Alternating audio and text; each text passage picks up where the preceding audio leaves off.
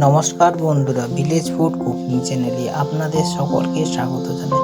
বন্ধুরা, আজকে মাছ আর পেঁয়াজের কলি দিয়ে ঝোল বা ঝাল করেছি।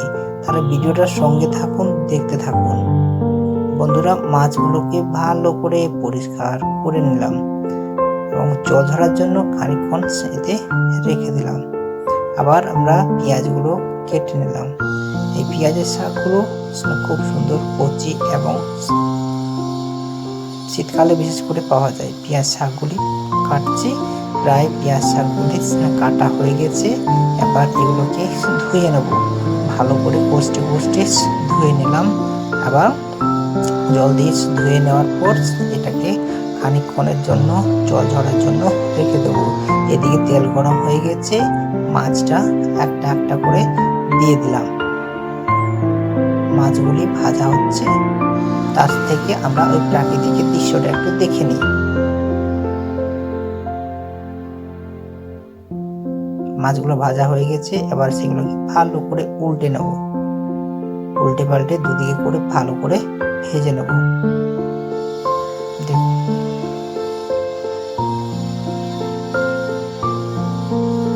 মাছগুলি ভাজা হয়ে গেছে, এবার আমি এটাকে তুলে নিলাম।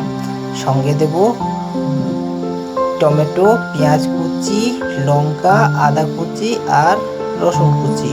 তেল গরম হয়ে গেছে, এবার দেব ফোড়নে লঙ্কা, জিরে আর কালো জিরে আর দু একটা এলাচ। তারপর কাঁচা পেঁয়াজটা দিয়ে দিলাম। পেঁয়াজটাকে ভালো করে নেড়ে চেড়ে ভেজে নেব।